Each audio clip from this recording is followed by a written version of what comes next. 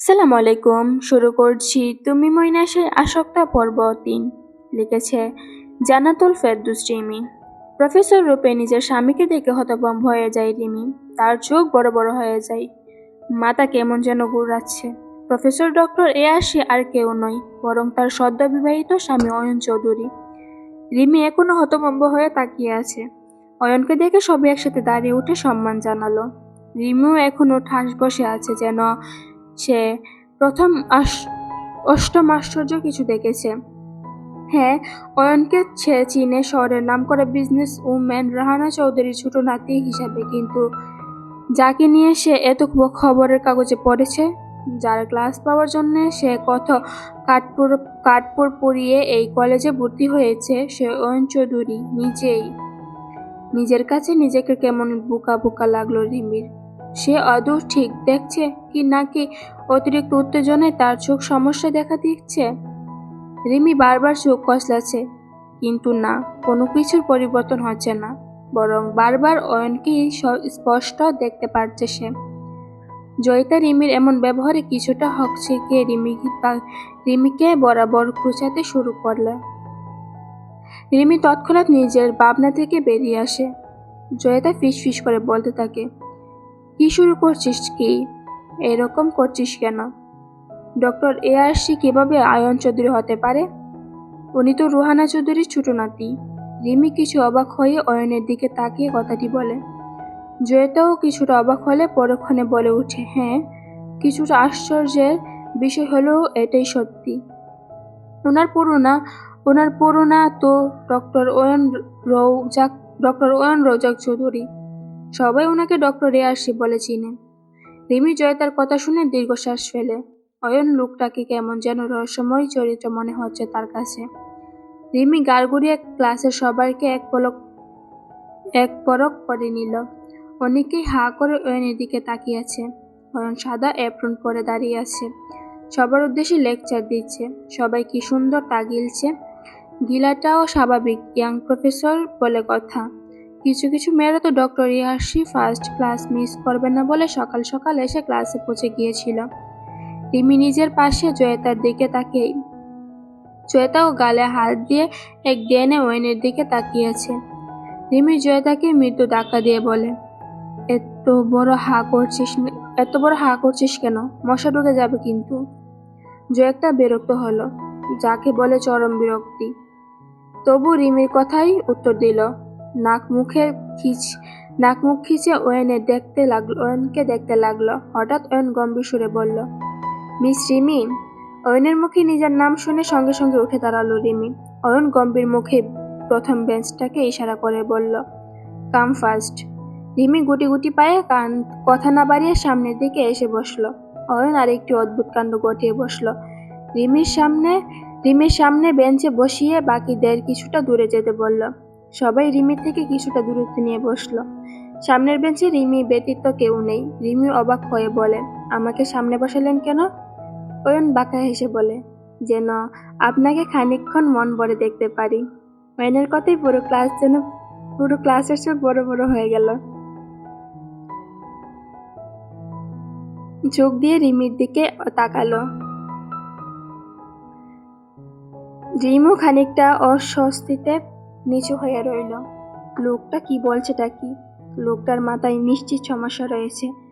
অয়ন গলায় পুনরায় গম্ভীর ভাব এনে বলল, আমার ক্লাসে কথা বলা আমি একদম পছন্দ করি না মিস রিমি, কিন্তু আপনি পিছন বসে ননস্টপ কথা বলে যাচ্ছিলেন। আপনি কি ভাবলেন আমি কিছু দেখি না? তাই আপনাকে এবার সামনে নিয়ে বসালাম, দেখি আপনি কিভাবে কথা বলেন। অয়ন কথাটি বলে পুনরায় তার লেকচার দেওয়ার মনোযোগ দিল। অয়নের কথা পুরো ক্লাস রিমির দিকে চোখ সরিয়ে ক্লাসে মনোযোগ দিল। রিমিও খানিকটা স্বস্তির নিঃশ্বাস নিয়ে ক্লাসে মনোযোগ দিল। রিমির মনোযোগ দিয়ে আজকে প্রতিটা ক্লাস করছে। প্রথম দিন হিসাবে ভালোই কাটছিল তার। আজকের দিনটি কিন্তু বিপত্তি ঘটল যখন একজন মহিলা ডক্টর এসে জানালো, ডক্টর এয়াসি নাকি প্রতি বছর নতুন স্টুডেন্টদের মাঝে নতুন অ্যাসিস্ট্যান্টকে নির্বাচন করে থাকে, যে এয়াসিকে আর্টিস্ট করে অনেক কিছু শেখাতে পারে। ক্লাসের সবাই অনেক আনন্দিত ছিল, বিশেষ করে মেয়েরা। তাদের মধ্যে কেউ সর্বক্ষণ ডক্টর ইয়াসির সহকারী হবে। কিন্তু মহিলা ডক্টরটি যখন রিমির নাম বলল তখন তাদের আনন্দ নিমিষেই মাটি হয়ে গেল। যদিও জয়িতা খুশি তার বন্ধু এত বড় সুযোগ পেয়েছে। রিমির মাথায় হাত।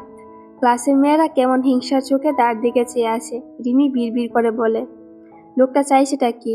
আমাকে নিজের অ্যাসিস্ট্যান্ট বানিয়ে দিল। উফ, অসহ্য ঝামেলা। পরীক্ষণে রিমি তার ভাবনায় থেকে বেরোলো। পরীক্ষণে রিমি ভাবল তার কাছে ভালোই সুযোগ এসেছে। ডক্টর ইয়াসির সহকারী হয়ে তার সুবিধাই রয়েছে। সে অনেক কিছু শিখতে পারবে ইয়াসির থেকে। এতে নিজের লক্ষ্যের দিকে কয়েক ধাপ এগিয়ে যাবে। কথাটি ভেবে আনমনে নিজেকে সান্ত্বনা দিল রিমি। May I coming? পরিচিত রমণীর কণ্ঠে অয়ন তার কাজ দ্রুত থামিয়ে এক পলক সামনে থাকা রমণীকে দেখে নেই। কালো রঙের সালোয়ার কামিজ পরে তার উপর সাদা এপ্রন পরিহিত এক রমণী দাঁড়িয়ে আছে, মাথায় সাদা স্কিপ পেঁচানো। অয়ন খুব স্বাভাবিকভাবেই বলল, Miss Rimi, sorry Mrs Ayan Razzak Chowdhury, please come. Rimi দ্রুত পায়ে কেবিনে ঢুকে তেজি গলায় বলে, আমার আইডি কার্ডে মিস দেওয়া, তাই আমাকে সেই নামই ডাকবেন। অয়ন উঠে দাঁড়িয়ে রিমির চারপাশে ঘুরতে ঘুরতে কপালের বাজে আঙ্গুল রেখে ঠান্ডা গলায় বলল, আমি আগেও বলেছি রিমি পুরি, একদম আমার মুখের উপর কথা বলবে না। তোমার আইডি কার্ডের কথা তো ওকে, আমি ভালো করে ঠিক করিয়ে দিচ্ছি। অয়ন কথাটি বলে রিমির গলা থেকে আইডি কার্ডটা জোর করে টেনে নিয়ে নিজের হাতে নিয়ে নিল। রিমি হতভম্ব দৃষ্টিতে অয়নের দিকে তাকায়। অয়ন হাঁক ছেড়ে কাউকে ডাকে। একজন কোট পরা লোক সঙ্গে সঙ্গে উপস্থিত হয়। অয়ন লোকটার দিকে কার্ড এগিয়ে দিয়ে বলে, কালকের মধ্যে এই স্টুডেন্টের কার্ডটা ঠিক করে দিবেন, নামে একটু ভুল আছে। কি নাম স্যার? অয়ন গাড় কাত করে রিমির দিকে বাঁকায় এসে বলে, মিসেস রিমি অয়ন রৌজাক চৌধুরী। লোকটাও বেশ বিস্মিত হয়ে অয়নের পানে তাকিয়ে আছে। অয়ন মেয়েটাকে নিজের স্ত্রী পরিচয় দিচ্ছে, এইটা ভেবে লোকটা কেমন সব অদ্ভুত লাগছে। অয়ন যে বিবাহিত তা সে আগে জানতো না। লোকটাকে দাঁড়াতে দেখে অয়ন সঙ্গে সঙ্গে দমকে বলে, কি হলো, এভাবে দাঁড়িয়ে আছেন কেন? গো ফাস্ট অ্যান্ড কাজটা যেন টাইমের মধ্যে হয়ে যায়। লোকটা জি স্যার বলে তৎক্ষণাৎ বেরিয়ে যায়। অয়ন রিমির দিকে তাকিয়ে আলতো হেসে বলে, Rimi Puri, get ready for your new day. কালকে থেকে তুমি ইয়ার্সিকে অ্যাসিস্ট করবে, ঠিক টাইমে চলে আসবে। আমি কিন্তু লেট একদম পছন্দ করি না। অয়ন কথাটি বলে এপ্রন হাতে নিয়ে নিজের কপালে লেপটে থাকা চুলগুলো ঝাড়তে বেরিয়ে যায়। দুইটা বড় বড় উটি আছে তার আজ। রিমি এখনো বিস্মিত হয়ে দাঁড়িয়ে আছে। কয়েকদিন পর তো তার সাথে অয়নের ডিভোর্স হবে, আর অয়ন এখন কেন তার নামের পাশে নিজের নাম বসাতে চাইছে? অয়নের মাথায় চলছেটা কি? রিমির আজ এখন আফসোস হচ্ছে, সে কেন আটকালো না। আছে কোনোভাবে কি সে অয়নকে ভয় পাচ্ছে? জানুয়ারি কেবল শুরু। কুয়াশায় যেন রাতের শহরটি আবৃত হয়ে আছে। এরকম সময় বাইরে বেড়ানো বড্ড মুশকিল। তবু এই শীতে রিমি একটা পাতলা চাদর জড়িয়ে ছাদে চলে এলো। অয়নদের ছাদটাও বেশ বড়, একদম বাগানের নেই বড়। আরামসে একটা ক্রিকেট কিংবা ফুটবল খেলা যাবে। ছাদটা বেশ সুন্দর সুন্দর ফুল দিয়ে সাজানো, যে কেউ দেখে বলবে ছোট্ট ফুলের গ্রাম। রিমি এক সাইডে গিয়ে একটি ডিবানে বসে থাকে, পা দিয়ে ডিবানের পানি নাড়তে থাকে। আলাদাই আনন্দ পাচ্ছে যেন এতে সে। ঠোঁটের কোণে মুচকি হাসি ফুটে ওঠে তার। রিমি হয়তো জানে না, দূর থেকে কালো মনির অধিকারী এক জোড়া চোখ তার দিকে সীমাবদ্ধ। অয়ন বারান্দার ডিবানে বসে মাথায় হাত রেখে ছিল। হঠাৎ তার চোখ যায় সামনে থাকা চন্দ্রবিলাসিনীর দিকে। সে আর কেউ নয়, তার রিমি পরি, যাদের স্নিগ্ধ আলো রিমির মুখে এসে পড়েছে। বড্ড মায়াবী লাগছে রিমিকে। অয়ন হাত ভাঁজ করে আনমনে বলে ওঠে, রিমি পরি, তোমার মায়াবী মুখশ্রীতে আমাকে বারবার তোমার প্রতি মুগ্ধ করতে বাধ্য করে। এতটাই মায়াবী তুমি। কথাটি বলে অয়ন চোখ বন্ধ করে, চোখ মুখ শক্ত করে মুহূর্তেই বিড়বিড় করে বলতে থাকে, কিন্তু সেই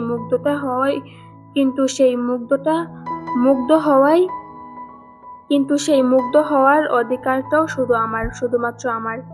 রিমি আনমনে কিছু একটা ভাবছিল, তখনই তার কানে গুলির শব্দ ভেসে আসে। গুলির শব্দে রিমি উঠে দাঁড়িয়ে দেখে অয়ন রক্তচক্ষু নিয়ে তার দিকে তাকিয়ে আছে, হাতে তার বন্দুক। রিমি আঁতকে ওঠে, কেননা অয়নের এই সময় তার কাছে ভয়ঙ্কর লাগছে। অয়ন রাগে ফুসফুস করছে, তার শব্দ রিমির কানে এসেছে। রিমি গাড় ঘুরিয়ে তাই দেখে একজন গার্ড হাতে হাত দিয়ে ব্যথার কাতরাচ্ছে, রক্ত গড়িয়ে পড়ছে। এই গার্ডটাকে রিমি আগেও খেয়াল করেছিল, প্রায় কুদৃষ্টিতে রিমির দিকে তাকিয়ে থাকতো। রিমি ভাবছিল লোকটা আচ্ছা মতো কাল কথা শুনিয়ে দিবে, কিন্তু লোকটার করুণ অবস্থা দেখে বেশ ভয় পেয়ে যায় রিমি। রিমি বয়ে বয়ে অয়নের দিকে তাকায়। অয়ন এখনো ভয়ানক দৃষ্টিতে তার দিকে তাকিয়ে আছে। তার মনে গাছকে অয়নই গুলি করেছে, কিন্তু কেন? রিমি কিছু বলার আগেই অয়ন প্রখর কঠোরতার সহিত বলে, ভিতরে যাও রিমি পরি, ডোন্ট টক। অয়নের আদেশ সুরে কথাটি শুনে রিমি কেন যেন অমান্য করার সাহস পেল না। ধীর পায়ে সে স্থান ত্যাগ করল। সঙ্গে সঙ্গে আরেকটা গুলির আওয়াজ এলো, এবং তার সঙ্গে ভেসে এলো কারোর চাপা আর্তনাদ। রিমি এইবার নিজেকে গড়ে রাখতে পারছে না। অয়ন নিশ্চয়ই লোকটাকে আবার গুলি করছে, কিন্তু কেন? না, অয়নকে আটকাতে হবে, না হলে লোকটাকে সম্পূর্ণ মেরে ফেলবে। রিমি বেরোতে নিলে অয়ন ছোট কাকি রোজা চৌধুরী সামনে আসেন।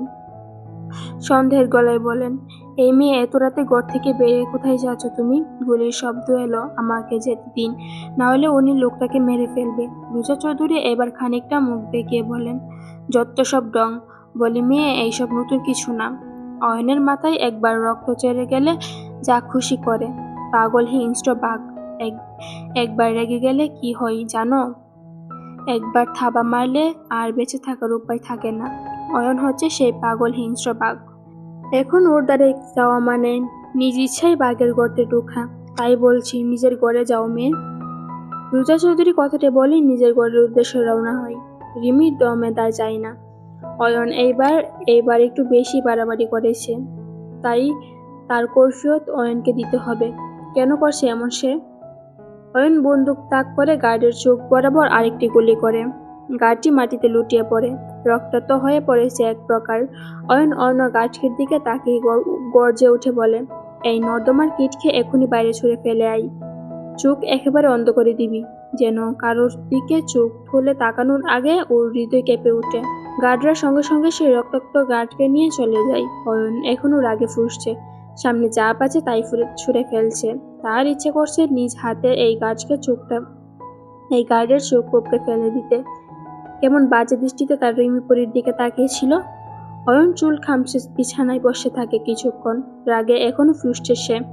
কারোর পায়ের শব্দে অয়ন মাথা তুলে তাকে দেখে রিমিকে দেখে অয়নের মেজাজ বিগড়ে যায়। অয়ন উঠে দাঁড়িয়ে দরজা থেকে রিমিকে এক প্রকার টেনে ঘরের ভিতর ঢুকিয়ে ভিতরে দরজা বন্ধ করে দেয়। অতঃপর রিমিকে দেয়ালের সাথে চেপে ধরে। অয়নের রক্ত নিঃশ্বাস পড়ছে রিমির গলায় উপচে পড়ছে। অয়ন রিমিকে চেপে ধরে উগ্রস্বরে বলে, কেন গিয়েছিলি ছাদে? হ্যাঁ, কেন গিয়েছিলে তুমি জানো ওই ডাফারটা তোমার দিকে কত বাজে নজর দিয়েছিল? অয়ন যথেষ্ট রেগে আছে। রাগে তার ফর্সা কপালে এত শীতের মধ্যেও গ্রাম সৃষ্টি হচ্ছে। রিমি কিছু চাইলেও বলতে পারে না অয়নের রাগান্বিত চেহারা দেখে। রিমি বয়ে গুটে দাঁড়িয়ে আছে, অয়ন তা দেখে আলতো হাসে। এতটা রাগের মাঝেও রিমির বয়ার্ত মুখশ্রীর দিকে তাকালে সে আলাদা ভালো লাগা কাজ করা অয়নের।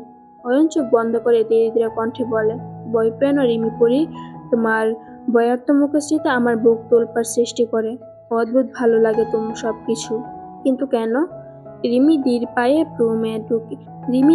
রুমে ঢুকে সঙ্গে সঙ্গে দরজা বন্ধ করে জোরে জোরে নিঃশ্বাস নিতে থাকে। অয়নের ঘরে ঢুকেছিল কয়েকটি কড়া কথা শুনিয়ে দেওয়ার জন্য, কিন্তু অয়নের ধীরে ধীরে কথাটি শুনে মুহূর্তের জন্যই ঘুরে চলে গিয়েছিল রিমি। কেমন অগোছালো লাগছিল নিজেকে। অয়নকে যেই কথাটি বলতে চেয়েছিল তা বলতে গিয়েও বলতে পারল না সে। কেন একটা জড়তা কাজ করছিল তার ভিতর। অয়নের চাহনিতে অন্য কিছু একটা ছিল। শুধু সূক্ষ্ম দৃষ্টিতে সে রিমির দিকে তাকিয়ে কথাটি বলে দিয়েছিল। রিমির কাছে নিজেকে খুব দুর্বল মনে হচ্ছিল। রিমির রুমে ঢুকেই চারিদিকে পায়চারি করতে করতে নিজেই নিজেকে বলতে লাগলো, রিমি তুই কি ভুলে গেলি? তুই কেন এ বাড়িতে এসেছিস? তোর উদ্দেশ্য তো অয়ন চৌধুরী না, তাহলে অয়নের বিষয়ে তুই কেন এত ভাবছিস? ফোকাস কর নিজের উদ্দেশ্যের উপর। যা করতে তুই এসেছিস এ বাড়িতে। উদ্দেশ্যের কথা মনে পড়তেই রিমির মুখের শ্রুতে কঠিন ভাব চলে আসে। হাত জোড়া শক্ত হয়। দুই চোখ দুটো টলমল করে ওঠে। মনে হচ্ছে এক্ষুনি গড়িয়ে পড়বে, তবু রিমি তার অশ্রুকে হাতের উল্টো পিঠ দিয়ে মুছে নিয়ন্ত্রণ করে নেই। এখন তার কাঁদলে চলবে না, শক্ত হতে হবে। রিমির ভাবনার মাঝে তার দরজায় এসে শব্দ করে বাইরে থেকে। শব্দের উৎস পেতে রিমি উঠে দরজায় খুলে দেখে কম বয়সী হাসি খুশি মেয়ে তার সামনে দাঁড়িয়ে আছে। পরনে তার লং স্কার্ট। মেয়েটাকে দেখে মনে হচ্ছে 15 কিংবা 16 বছর বয়স হবে। মেয়েটি রিমিকে দেখে মিষ্টি এসে বলল, আমি মেঘলা, অয়ন ভাইয়ের ছোট বোন, মানে এই বাড়ির একমাত্র ছোট মেয়ে। যদিও সবাই আমাকে মেঘ বলে ডাকে, তোমার সাথে দেখা করার খুব ইচ্ছে ছিল জানো। আমি স্কুলে পিকনিকের 1 সপ্তাহের জন্য সাজেক গিয়েছিলাম, তাই তোমার সাথে আমার এতদিন দেখা হয়নি। আজ কেবলমাত্র আসলাম, এসেই তোমার সাথে দেখা করতে চলে এলাম। রিমি মেঘের কথা শুনে প্রেক্ষিতে মুচকি হেসে বলে, বাইরে দাঁড়িয়ে আছে কেন? তুমি ভিতরে এসো। মেঘ খুশি মনে ভিতরে ঢুকে গেল। মেঘ হলো অয়নের ছোট কাকার একমাত্র মেয়ে, রোহানা চৌধুরীর একমাত্র ছোট নাতি। সবে টেনে উঠেছে। বেশ মিশুক স্বভাবের। রিমির সাথে সাথে প্রথম আলাপেই বেশ ভাব জমে গিয়েছে তার। সে তো মুখ ফুসকেই বলে উঠেছিল, জানো রিমিপু, তুমি না ভাইয়ের জন্য বেস্ট চয়েস। তুমি ভাইয়াকে ডিভোর্স দিও না। পায়েলাপু আমার ভাইয়াকে কখনোই সুখে রাখতে পারবে না। মেঘের কথা শুনে রিমি এক পলক মেঘের দিকে তাকিয়ে কথাটি ঘুরানোর চেষ্টা করে বলে, দূর বোকা, কিসের কি যে বলো না। অয়ন চৌধুরীর বউ হওয়ার জন্য আমি আসিনি। আমি তো কয়েকদিনের অতিথি মাত্র। তাছাড়া পায়েলাপু ওনাকে ভালোবাসে। আমাকে বলছো কেন? আমাকে বলছো, কিন্তু বাড়িতে কাউকে বলো না। কিন্তু রিমির কথায় মেঘ মুখটা গোমরা করে মাথা নাড়িয়ে সম্মতি জানায়। ডাইনিং টেবিলে রোহানা চৌধুরী এবং তার ছোট ছেলে আশরাফ চৌধুরী ব্রেকফাস্ট করছে। রোজা চৌধুরী দাঁড়িয়ে সার্ভেন্ট দিয়ে ব্রেকফাস্ট পরিবেশন করাচ্ছে। তখনই সেখানে ফারহানের আগমন ঘটে। ফারহান চৌধুরী অয়নের বড় ভাই, সবসময় পরিবার থেকে দূরত্ব বজিয়ে রাখে সে। চৌধুরী কোম্পানিতে সে কোনো প্রকার যুক্ত থাকে না। আলাদা একটা কোম্পানি বেশ বড় পদে চাকরি করে। ফোনে কারোর সাথে কথা বলতে বলতে সে বেরোছিল। তখনই রোহানা চৌধুরী তাকে উদ্দেশ্য করে বলেন, ফারহান, তুমি নাকি আজ নিজের ঘরে ব্রেকফাস্ট করোনি? না খেয়ে একদম অফিসে যাবে না তুমি? কাম মাই বই, টেক ইউর সিট। রোহানা চৌধুরীর কথাই তার ছেলের হাসি ফুটে ওঠে।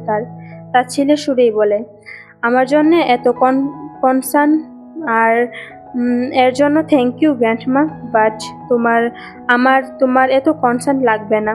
So sorry grandma. ফারহান আর দাঁড়ায় না, গটগট করে বেরিয়ে যায়। রোহানা চৌধুরী অপমান বোধ করেন। রিমি মেডিকেলের বইপত্র গুছিয়ে সিঁড়ি দিয়ে নামছিল, তখনই কিন্তু ফারহানকে দেখে সে থেমে যায়। ফারহানের যাওয়ার পানে এক তাকিয়ে থাকে কিছুক্ষণ। সেই দৃষ্টিতে ছিল এক প্রকাশ ঘৃণা। কিন্তু কেন? মেঘ রিমির পাশে দাঁড়িয়ে একরাশ দুঃখ নিয়ে বলে, আমাদের বাড়িতে কি অদ্ভুত, তাই না? সবাই কতটা দূরে সরে যাচ্ছে। আমাদের বাড়িতে কি অদ্ভুত, তাই না? সবাই কতটা দূরে সরে যাচ্ছে একের অপরের থেকে। আমার ভাই থাকতেও নেই। অয়ন ভাইয়া তো ছোট থেকেই গ্র্যান্ডমা ছাড়া কারোর সাথে কথা বলতো না। ফারহান ভাইয়া আমাকে আগলে রাখতো সবসময়, কিন্তু এমন একটা অ্যাক্সিডেন্ট ভাইয়ার জীবনে ঘটলো যে ফারহান ভাইয়া সম্পূর্ণ বদলে গেল। কেমন একটা গুটিয়ে নিল নিজেকে। রিমি একবার মেঘের দিকে প্রশ্ন ছুড়ে বলে, কী রকম অ্যাক্সিডেন্ট?